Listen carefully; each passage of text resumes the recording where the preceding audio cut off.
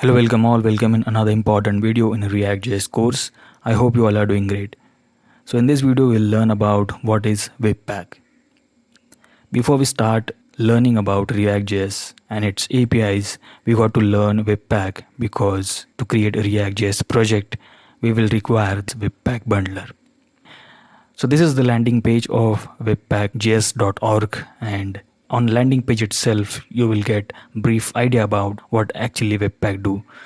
As you can see here, they have mentioned Webpack is a bundler, and what bundler do is, let's say you are creating your website without using any advanced front-end framework. You are creating website using just HTML, CSS and JS. So now while creating websites, certainly you will require some extra plugins such as jQuery or jQuery UI to add more functionalities in your HTML file. And in that case, you will try to include those JS files inside your HTML using CDNs, right? Also, you will require some extra CSS file to make your user interface look good. So you will include Bootstrap, you may include Material UI, libraries such like that. And also you will require some images and some fonts to include in your HTML file. So accordingly, you will keep on adding all those files or functions that is required in your project. But after some point, you will find that your project is becoming a huge bulk, and you'll also find problem of delaying or loading time. Your website will start taking much time to load content in your HTML file.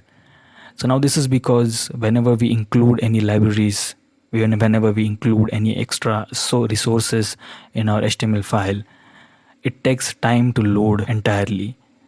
And while all this happening, our HTML will not show anything. In order to solve this problem, the bundler comes into picture. In bundler will combine all JS files which you have included and combine them together and create one JS file. Also, bundler will do the same thing with CSS. Now, if you look at the final output of bundler, instead of including all JS files separately, bundler will simply give you two files at the end. .js file, which is the combination of all JS files which you want to include in your project, and same with CSS.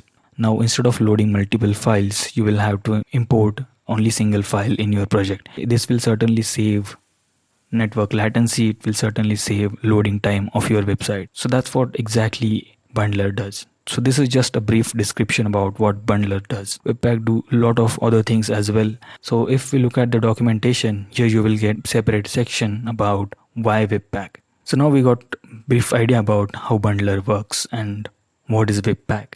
So now let's have a look into why do we actually use Webpack in React.js project. To understand why do we need Webpack, we'll have to go in history.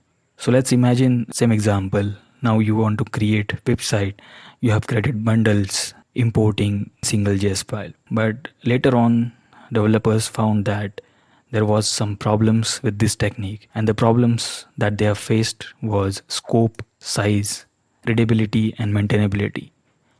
So scope is nothing but whenever we are creating JS file, we write some variables inside of it, and we write some common names in the variables. So let's imagine you have combined two JS files which is using same name for the variables, and after combining all them together in JavaScript will not show any error, because as per the architecture of JavaScript will simply override the values of that variable.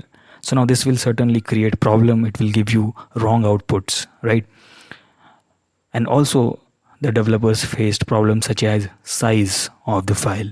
So after combining all the files together, final output was the huge JS file. And in order to include that huge JS file, it was also started taking much more time. And there was also problem of readability and maintainability. If you have such a huge JS file and you have to find errors and reason why output is not correct, so in that case you will have to debug entire JS file, and it will become really hard to identify errors in that file.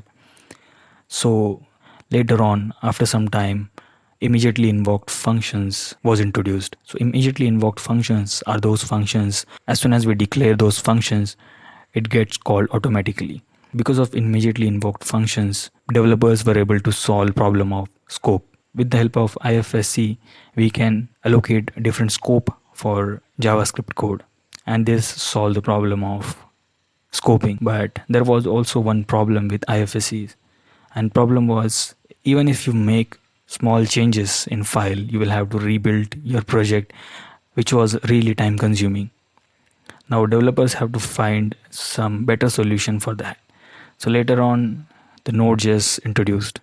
Now we started using JavaScript outside of the browsers. Because of introduction of Node.js, entirely new era started. With the help of CommonJS, we started including modules using require keyword, and this changed the entire game. Now with the help of npm Node.js and modules, we started including whatever the modules that we require in the project. There was no direct support of CommonJS inside the browsers. So even if we look at the current days browsers, if I go inside inspect elements, if I try to use syntax require, and if I try to use some modules, let's say fs, I cannot use that. Now this is because even today's date also our browsers are not supporting CommonJS. So now in order to solve these problems, they have launched Webpack. So now Webpack was not just a bundler. Webpack became more smarter, and they started understanding all the dependencies automatically. So whenever we call Webpack command, Webpack will simply search all the files with dependencies. It will create a dependency graph, and at the end it will give you one single bundled file which you can include in your project, get your work done. So now with this way, development time as well as developers headache got reduced, and we started using JavaScript outside of the browser also. So that's the reason why we need Webpack. Now we don't need to provide hard-coded information about which file do we need to bundle or which file we don't want to include. Webpack will automatically find dependencies, and it will collect dependency graph, and later on it will find out which files or which modules that need to include in bundled file. So whenever you will run Webpack command, it will simply start collecting all the dependencies, and then later on it will give you an output of one single bundled file. That's the reason why we need Webpack in our React.js project. So I hope you have got a brief idea about why actually we should use Webpack in our project.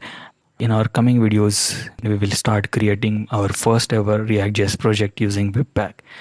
So I think that's it for this video. Thank you very much for watching. See you in the next video. Bye.